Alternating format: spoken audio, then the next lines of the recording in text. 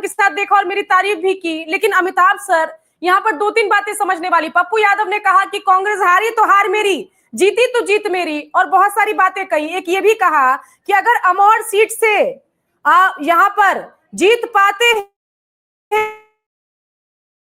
प्रदेश अध्यक्ष एआईएमआईएम के अख्तरुल इमाम, तो मैं राजनीति छोड़ दूंगा, ये बताया मुझे एआईएमआईएम के लोगों ने। और यहाँ पर अख्तरुल इमाम जबरदस्त विक्ट्री की तरफ जा रहे हैं, 43,350। रिटायरमेंट का एक हमें सेक्शन बनाना होगा। प्रशांत किशोर, पप्पू यादव, बहुत सारे ऐसे जो नेतागण हैं जो किसी बात पर तुरंत कह देते हैं मैं राजनीति छोड़ दूंगा, बड़े बड़े वादे। उसमें अब बड़ा कमरा देखना होगा ताकि पप्पू भी फिट हो जाए और वेट गेन के बाद प्रशांत किशोर भी फिट हो जाए। बोलिए।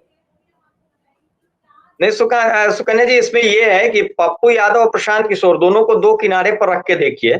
मुझे लगता है कि प्रशांत किशोर ने जब ये कहा कि 25 से ज्यादा सीटें जदयू को आएगी तो मैं राजनीति से संन्यास ले लूंगा, तो दरअसल वो एग्जिट का रास्ता तय कर रहे थे, क्योंकि उन्होंने अपना कैलकुलेशन कर लिया था कि बुरी से बुरी स्थिति में भी 25 प्लस ही नीतीश कुमार आएंगे, तो उनको ये धंधा बदलना था। दिलचस्प तस्वीर, एक आदमी जो है वो लालू यादव की वेशभूषा में है, लालटेन लेकर आया है, हाथ में तीर है और तीर लेकर लालटेन फोड़ दे रहा है।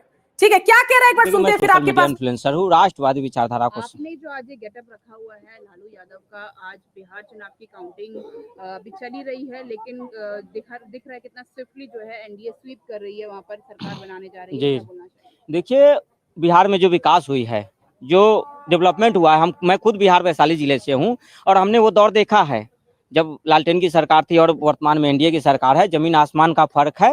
गली गली बिजली, रोड, पानी की व्यवस्था, महिलाओं को सुरक्षा, महिलाओं को आरक्षण, बिजली और जो तमाम स्कूल कॉलेज से लेके यूनिवर्सिटी, एयरपोर्ट, एम्स, है ना।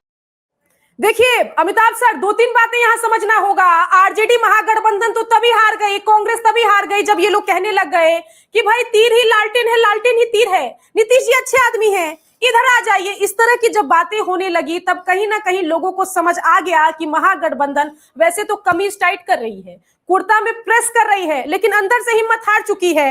क्या कहेंगे अमिताभ सर? इस तरह के बयानों की जरूरत नहीं थी। और नया जो है कमेंट सेक्शन में बाढ़ आ गई है कि वोट चोरी हुआ है, यह भी मामला है। अमिताभ सर बताइए।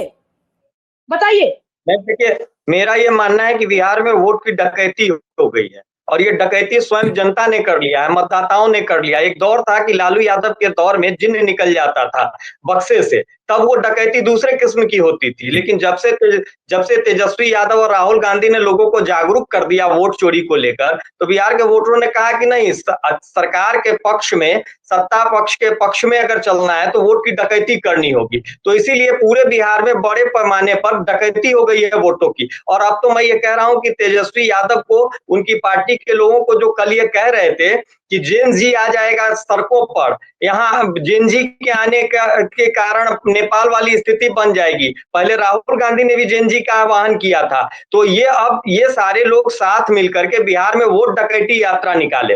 अब वोट चोरी तो काम नहीं किया, शायद वोट डकैती यात्रा अगर लेके चल जाए तो उसका कुछ असर हो जाए। और ये कमाल देखिए कि इन्होंने कहा कि नेपाल वाली परिस्थिति हो जाएगी, तो गोरखा रेजिमेंट को बिहार में लगा दिया गया है। अब वो परिस्थिति कैसे बनेगी नेपाल वाली, वो भी एक देखने वाली बात होगी। लेकिन ये बात तय है कि बिहार में वोटों की डकैती हो गई है। तो जो लोग ये मान रहे हैं चोरी नहीं डकैती है, और ये जनता ने स्वयं किया है।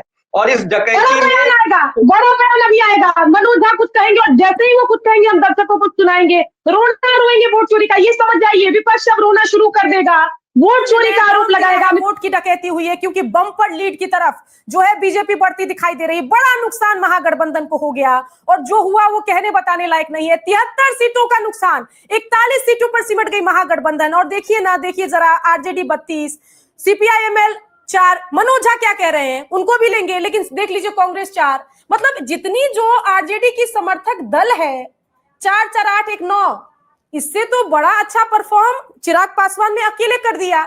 बहुत सारी बातें हैं।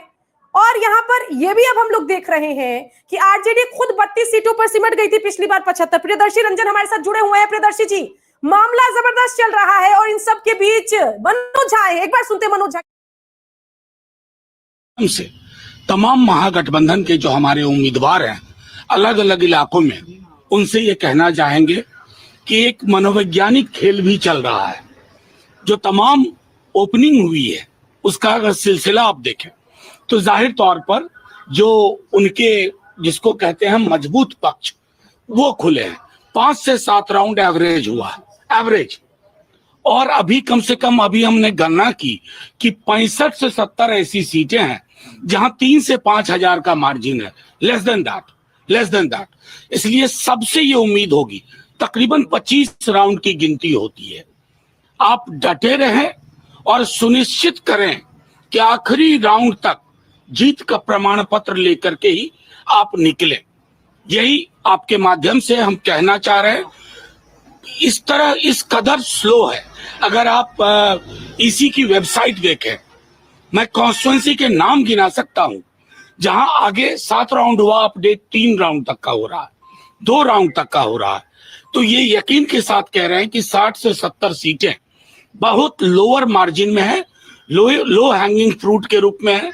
और उसमें हमारा पूरा भरोसा है कि जब हमारे क्षेत्र का अगर उस सिलसिले को, पैटर्न को देखें तो ये परिस्थितियां बदल सकती हैं, इसकी पूरी संभावना है।